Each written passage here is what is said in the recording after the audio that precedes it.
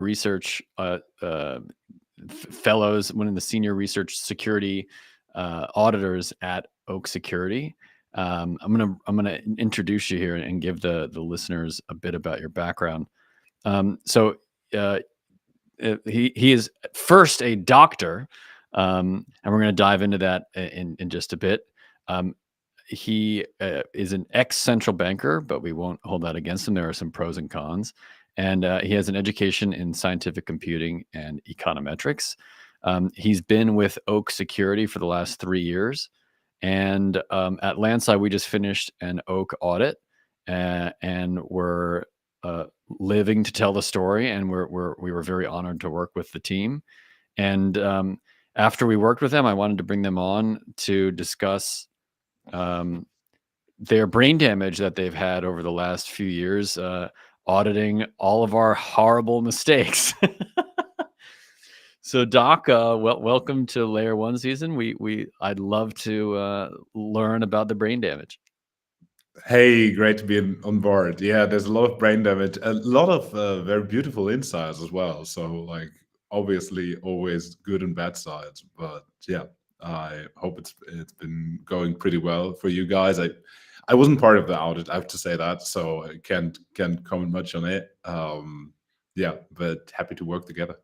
Well, we for listeners who are trying to understand about auditing practices, Oak was as close to an accountant as you could get, right? They gave us a very clear window. They said it's going to happen at this time. It's going to take us this long to do, and this bill, and it was great because that's exactly what happened. And you found things that we needed to fix, and we fixed them, and then open sourced the repo and the audit. So thumbs up. Awesome. Oh, that's good that you're happy with it. Oh yeah. Yeah, I mean, like the process is really pretty conservative, pretty nailed down, because yeah, we obviously need to work with like so many clients.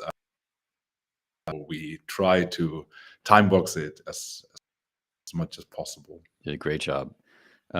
So I'd love to learn about anything you'd like to share. I have a ton of questions about stuff, but like learnings from 7 years of Web3 security auditing.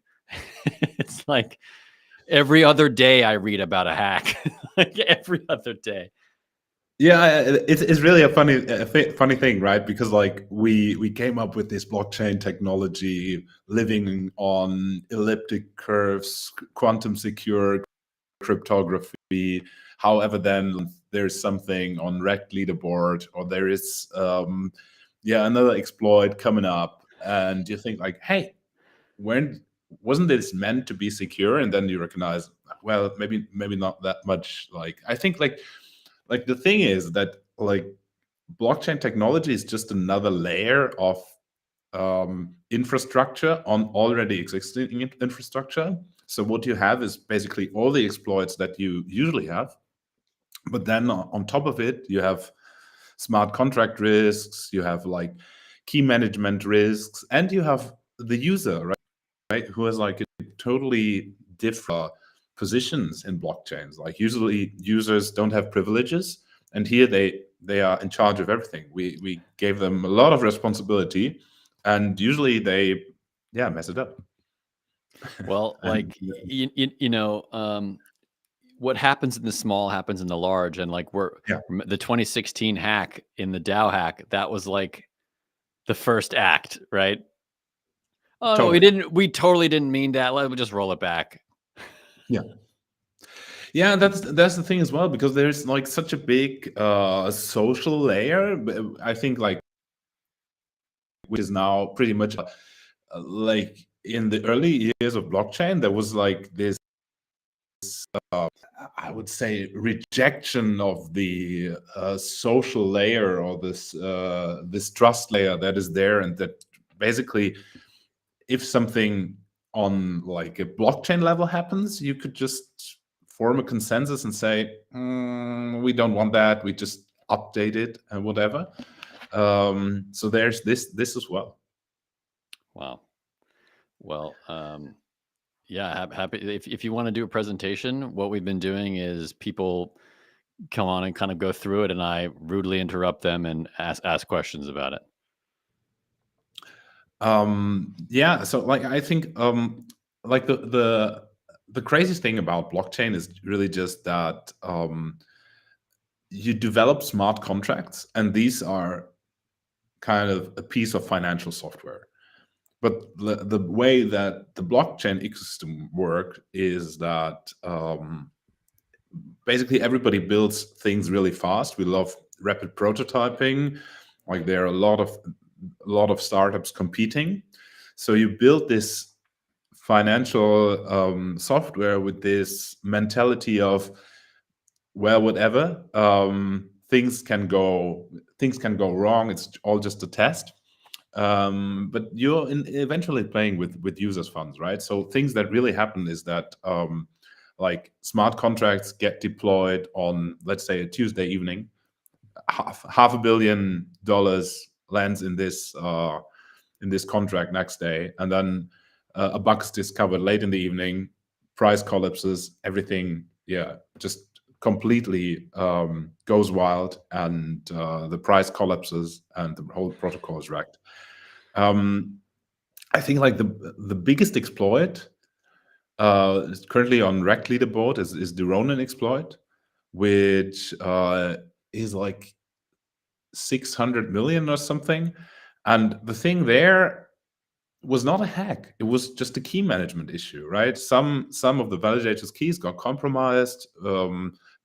Malicious transaction made it into the chain, and suddenly, yeah, $500 million left the protocol. So like I think like a big issue around uh yeah security on blockchain is really like how should we manage our keys, how should we deal with like privileged accounts, what do we do when keys are stolen, how do we deal that the keys don't get lost, or what do we do when keys get lost, right? You need basically a policy for keys, um, to how to store them, how to use them, and like moreover kind of a more abstract policy of like how to issue and revoke them, and what happens if they are compromised, right? In the end, like imagine if like a key that is kind of just engraved in metal somewhere in a safe, right? That's the most secure kind of key that you can have. But then on the other hand, that's kind of not usable. So a lot of questions, I think, in early protocols is like, how do you manage the key? How do you make it workable and secure at the same time? Yeah. Yeah, thinking widely about these things, like just kind of panning out about it. Like obviously Satoshi had bad key management, right? Why? Well, they're never moving. Like those keys have just never signed anything. And Hal Finney or whoever is probably dead. And that's just the end of that. And that he didn't, the Genesis block was bad key management. Yeah, you can for sure see it like this. I mean, we also don't know. It might just move, right? No, no, no, no, no. If it moves, everything's dead. Forget it. Like it's all over, dude. Yeah, that's like I think like for me, I'm really not such a Bitcoin enthusiast. I mean, I see that's there, I see the value, whatnot, but like I feel there are so many unknown unknowns that we just put a lot of trust in. Oh, Like as I said, like if it just moves one day, like we are wrecked, right? yeah, Everybody, like yeah, the whole yeah, industry is like yeah. gone, That's it. That's or, gone. Yeah, or or a part of it. And like in a way, we just trust the fact that it will not move. right. But these are the Uh, right? That's because like Bitcoin is a meme coin, right? And we just don't ever admit the truth, which is that we just don't, you know, we just don't want to talk about it. yeah, I mean, I, it's honestly, I would say I would say it's a legitimate position to have. Like I I think like this is the way I got into crypto. Like I was always very crypto skeptic, and but still a technology and kind of risk enthusiast. So I started basically criticizing white papers, la la la, and I think like I really got into auditing by trolling Bitcoin. So like for me, it just like after all, it just never made sense, and I and, th- see that and if then you something created a doesn't make career out sense, of, and then you created a yeah, career yeah, out of exactly, having it doesn't make awful sense. opinions. Just like ranting about it, and then recognizing, okay, there is some value. Like also meme coins have value. Made it to a stage where it's kind of more than a meme coin now, but in a way, like I think for a long time it just was kind of true. Um, and I think this comes back to the social layer, right? But anyway, let's get back maybe to Yeah. more like cybersecurity topics. Mm, I think we like have also to acknowledge that there's like really a lot of issues, like at the lowest layer, like at the off-chain code and infrastructure layer, right? You have still databases, websites, key management issues. You have APIs, wallets, bridges. Things are possible attack vectors, and things that you could kind of compromise. And for example, the balancer hijack, the DNS hijack, was not so much related to Web3 security. It was just that the hacker managed to social engineer that they were the owner of the domain to the telecom provider, and then they could reroute their traffic from the balancer website to their own kind of front end. So users got tricked into signing transactions that came from like a totally malicious back end, and they approved those token transfers, and the funds were gone.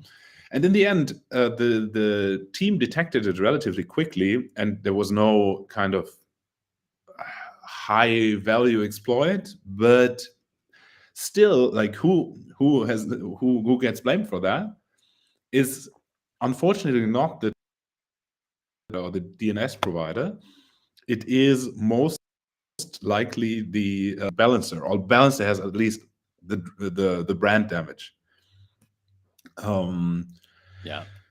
And so is it with like other vulnerability in node software, OS host security, network security. You can have like Eclipse attacks, which is an attack where you directly kind of try to denial of service the validator nodes to increase your mining power. And If you have, all sorry, Doc, if you have slides, you're welcome to share your screen if you ah, want. yeah, just And I also can.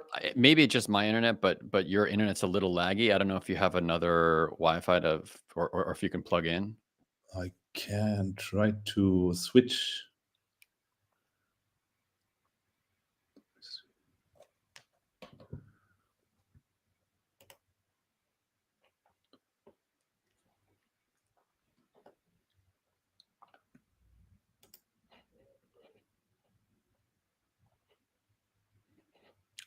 Did something change now? No, it sounds good. Things are okay. All right. You know, while we're waiting, I would say that I think the security, the whole question of it, it's like it's something in nature itself. You know, it's like like a parasite always kind of finds a way, or a predator always finds a way into the meat, and it's almost like just like a naturally occurring phenomenon. Yeah, like eventually we're all gonna die, right? Yeah, it's like, Sounds philosophical. yeah, Um, if then there's the paranoid Q-Day folks who are like certain that Q-Day is gonna quantum encryption is just gonna break everything under the sun, and that's gonna come eventually, right? We just don't know when. so like I can't slide share here, or like I can't share Just my screen, but yeah, I yeah. have to upload my PDF or No, something like that. you should just be able to hit share screen, and I'll I approve it in. thought And I thought I would be able, but don't find that button. Ah, there it is. yeah, There's my Google Slides. Yeah, great. There you go. here we go. So, like we've spoken a lot of things like about the blockchain specific risks and also humans, and that maybe it's worth spending some time on the human factor, because like really like in the end we are kind of lazy, irrational, non-deterministic folks, that kind of maybe should not be given so much power that we currently have on blockchains. So like I think like this also kind of impedes mass adoption, I think. um, like as long as it is too difficult for users to kind of safely interact with blockchains, they will not kind of come back, or like it's really hard to onboard them. So and particularly, as I said, like users will get tricked into using the wrong UI. They would then blame the project. Users get their keys stolen. They blame the dApp, or like there are also questions on the developer side, right? Like if you have a if you start off a new project, do you trust your developers? Who deploys the contracts eventually? Is it like the intern? Is it the CTO?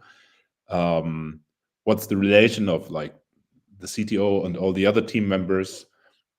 Has somebody the possibility to change the code prior to deployment and things like that? So these are things we really should care about. This is an example of Yearn Finance, which one of our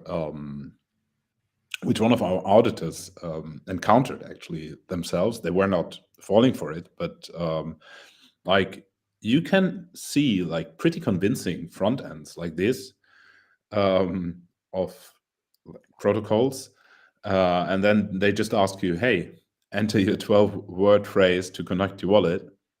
And obviously not everybody falls for it, but like a fraction of users falls for it, and then all your funds are gone. Nobody wants that. And I think when we talk about mass adoption, we have to kind of bridge this gap between UX and security, because users in the end want kind of efficient and easy access. And on the other hand, like CSIOs want this air-gapped key management system, hardware wallets, and so on and so forth. And I think so far we just are not at a point where we have struck the right balance of things. But maybe let's go to a totally different topic. Let's talk about like what exploits do exist, and like what do we see frequently. And I think like still a pretty important factor that is maybe not even an attack, but can be an attack, is front running. So in front running, you try to basically exploit blockchain's very basic principles and make use of the fact that validators or also other folks can see the mempool. This is the pool where all the transactions basically gather because before they get executed on chain. And then like front runners can sneak their own transactions in before other people's transaction. Like the easiest example of a front running kind of attack is the ERC20 approve method, which is now obviously widely fixed, but I'll just highlight it here for educational purposes. So the idea is that if you approve a balance and you want to set the approval to 100 and then later change it to 50, but you have already before set it to 100, then a user can watch the mempool and front run when you change it to 50. And because, like, first of all, you have 100 approved, they can make use of that. Then when there's the change incoming, then there's another approved 50 and 150 can be spent. Obviously, this is like mostly fixed because we've now the knowledge that this exists, and the fix is simple. You just approve 0 before every change, and then you don't have that problem anymore. But still, sandwich attacks and trading arbitrage attacks are usual real-world examples. And then there's the thing that a lot of people forget implementing when they implement auctions. And this is kind of for me, this is a big topic because I come from this traditional finance world where, like, I think I think about things like if there were like financial crimes, and like spoofing had led to order book spoofing is something where you kind of inject a lot of faulty transactions, or a lot of orders that are supposed to be canceled later into an order book, and you basically trick traders into believing that face a lot of liquidity, maybe for selling. And then if the traders see that exit liquidity here on chain, but also conventionally in order books, you would just cancel all your orders, and then the price can drop massively such that you can buy at a lower price. And the same thing, this is usually, like in traditional finance, this is considered a financial crime. On blockchains, like, we're mostly we see this a lot. And like I always argue, or we always argue, that, like, if you put an order into the mempool, the order has to have some validity. But this is really something that we see very often, even still, that those orders don't have to have any kind of validity or any timestamp on them, so they can be instantly retracted. And like, I think this is also like something that we should just fix. We should just kind of have been established in the traditional finance world, as sad as it sounds, but like, we need some form of like self-regulation. So when you guys audit, do you have these all like kept in your head? Like, how do you check that for instance, this particular exploit, how do you check that it's not there? So, like, I think that this is like a very good question, because there's no standard yet. So the way we approach this is we all learn from each other, and obviously we have checklists and best practices, but also, like, because all of that is still so new, we don't want to constrain ourselves to working with checklists. So what we try to do is just to hire the best hackers in the world and kind of stuff them on one audit, and then and we make sure that, like, the folks that are on the audit are kind of, their profile suits to the thing that they audit. And that has, I would say, the best, that just works best. I would say that has the highest likelihood of finding things. Like, working with checklists, bloat in methods, or or tooling, I would say, is still more in the way than it would actually kind of work. So like the key to this is really hiring the right people with like fresh minds. Got it. Yeah.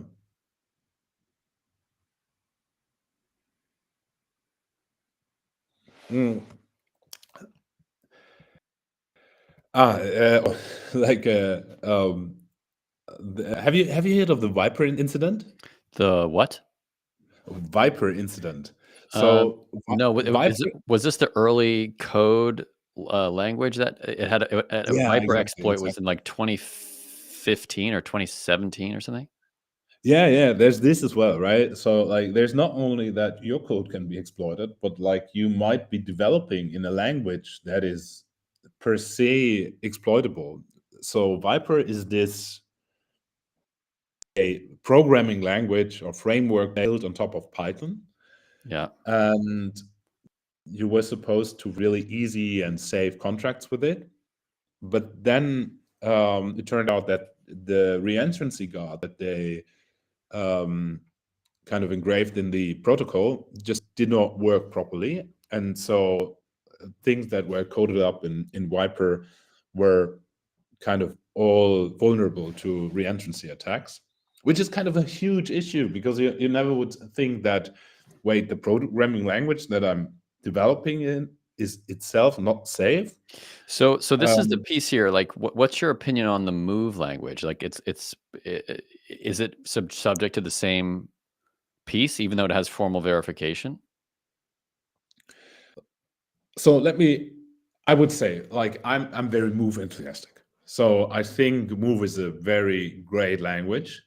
I think also formal verification is awesome, but you should always keep in mind that like formal verification is not uh, a a remedy to everything. So you cannot verify bug free is true, right? So you even if you do formal verification, what are the conditions that I want to verify? Do they make sense? Have I forgotten something?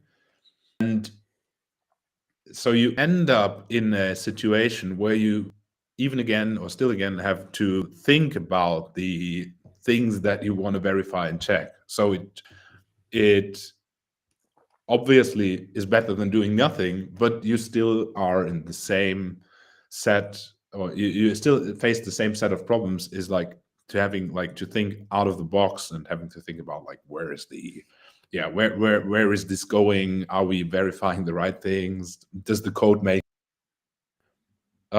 you can in the end you could write up a wrong formal verification condition, right? And then you would have a bug in the verifier.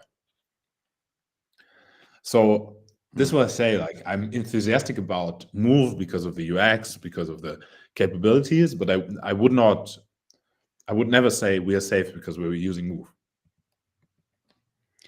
But that's what's being said. That's the whole thing. Yeah. No, but I think it's an incremental. You should always think about it as an incremental improvement. Ah, In the end, like I think like we are building financial software, and we should maybe behave like that. We should behave like people that build financial software. So be a bit more boring, be a bit more slow, maybe even, and yeah, just have resources ready, financial resources and personal resources to fix bugs and like think about hardening your security best practices. So like this means that the best teams that I've encountered, they follow best practices and they keep things really simple, right? Audits might miss vulnerabilities. Like there's nobody that can give you a guarantee that your code is bug free, and if somebody claims that, they are usually a liar. Usually also audits are kind of performed on a snapshot of the code base. Like retainers generally don't work. The most common issues are logical flaws. So like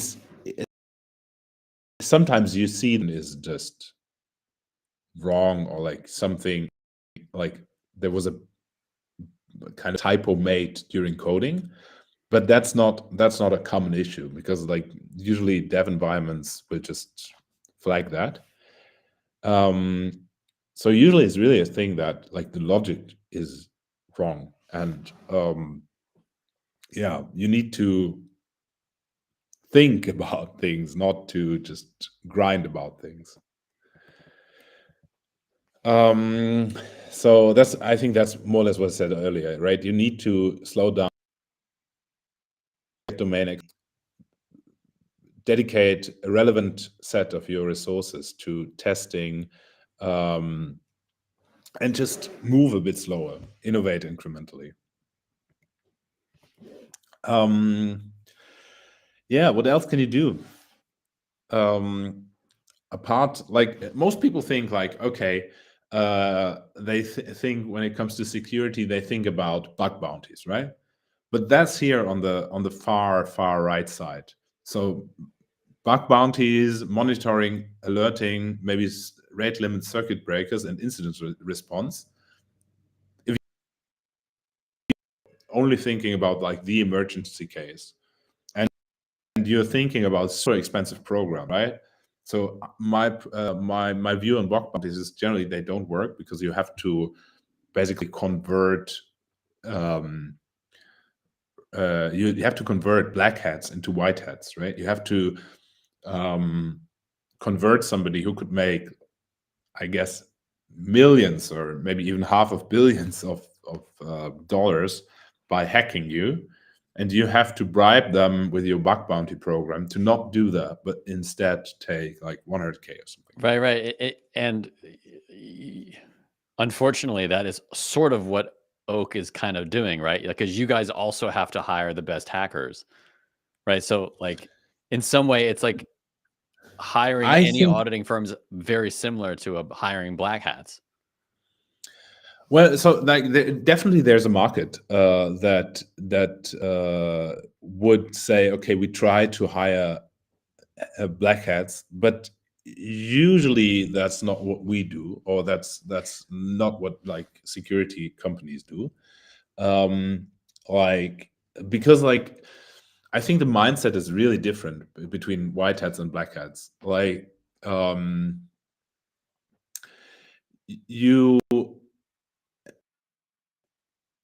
I think if you talk about black, you really talk about criminals. And like auditors, like our auditors, they are judges at Code for Arena. They have like degrees in computer science, whatnot. Some of them are like also hacky people, but if they choose to become auditors, they kind of choose to be on the legal side of things. Yeah. So I think that like the mindset of like is different from auditors. They don't want to help people generally. So I think like the way that also like our payment model is not like you do like one exploit in like 2 years and then you retire. Also, it was like that. But it's more like, you know, you get a stable stream of income, you get to meet great people, great developers, so on, whatnot, and you generally have like a legal and nice life. Yeah. So this is more about supporting. So in the end, what you can do is in the design phase, think a lot about the documentation, specification, simplification of the architecture. Get early into security best practices, focus on code quality and readability. These are all things that are kind of more or less free. You can do some internal code reviews, unit integration testing, and like fast testing, so on and so forth. Like there's a bunch of things that you can do in house, incredibly cheap, is fun, and it also trains your whole kind of so just get better at these things. And then you can do multiple audits, you can do contests, regular audits of new releases. It's all cheaper than kind of doing bug bounties and converting black hats. I think that's the main message that I want to bring across here. I just ranted about this. So like the big difference here is, like, in audits you have like few auditors and more time understanding the code, so you are able to find more complex issues. In contests and competitions, the incentives are different. Like it is easier for competitors to go through 10 competitions and just find things that you can easily find, which leads to mostly common issues found. And you have a very limited time spent on the code. And as I said, like bug bounties, I think that they just end up with like awful incentives, because you have to turn the black hat into white hat hackers. Why do retainers not work? Generally, like building code is a non-linear thing. So you don't have even release cycles. You don't have you're not in a situation where like every change has the same security impact, and you should be auditing a version that is more or less stable and close to launch. If you care about the costs and you want to make you just need to save some money when hiring security researchers, I think that a good approach is to kind of buy credits that can be consumed when they're needed, and they can be bought at discounts. This is our approach, which kind of has proven to work best. Like I mentioned the logical flaws earlier. So this is really something that you keep in mind. Like I've seen one protocol that I really liked, not gonna say the name here, but they have two versions of their code. Basically, one is kind of a toy model, which is not optimized for gas. It's not really something that you would push to production, but like all the logic is in there, and the logic is really easy to follow because of that, because there's no bloat of optimizations on that. And that really helps you to onboard new people, but it also helps you to audit things, because you have always something that you have to, you can cross-check with for intended behavior. I think that's pretty much it, what I have here. I could go through another example. This is basically how our reports look. Like we've recently finished also like this other report of Snowbridge. We basically describe the issues. What is Snowbridge? Snowbridge is a bridge from Polkadot to Bitcoin, Ethereum. Yeah. And yeah, then we put this security model in and list the assumptions, check if they make sense or not, and list all our findings, and propose some recommendations that we think would fix the issues. Yeah, that's it more or less from my side. So if you're looking for an audit, hit us up. Don't know what are your questions? What are your thoughts? What do you think? what were your expectations generally on today? And like, let me know, what do you think? So the level, I mean, if you build good software, you're basically going up against state actors, right? And like the level of paranoia is only matched by the latest headline of the truth. Um, and it's such a strange environment, right? Because when you when you build good code, like you become a greater threat, and therefore you have a higher chance of getting hacked, and it's this constant ratcheting up of power.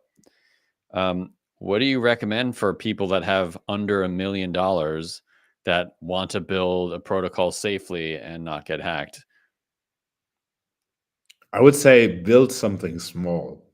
Like, don't exaggerate. Like, either build something complex and very slowly, or build something very easy, and then you can try to build it quickly, which I think is what you would do if you don't have that much cash to start with, or like to hire an army of developers and security engineers.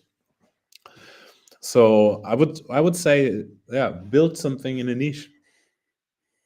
Got it. And what's your general opinion as a security auditor? What's your threat surface of uh, quantum encryption breaking all of our cryptography libraries? Yeah, I mean, I think like these are so kind of these are also difficult questions. Like, also with the nation state hacker, right? If quantum cryptography, you mean like quantum cryptography is broken already, or like If that the fact that there is so, quantum computers out there which can break kind of usual so cryptography? the debate is that goes back and forth that eventually quantum will break our cryptography libraries Ah, everywhere, yeah, not just in crypto, but in so NIST, the government of yeah, the national, yeah. yeah, they issued these quantum proof crypto libraries, but no one's really implemented them, especially in Web3. Yeah, I think now we see more people implementing them. Um, like, I'm aware of a couple of protocols that try to use, for example, elliptic curves and quantum secure cryptography mechanisms. But I think so far the threat is not big enough. Just like, it's a bit like these is like super high impact, super low probability scenarios, which are always hard to price in, right? If things break tomorrow, then this conversation has not aged really really well. Same with liquid staking, right?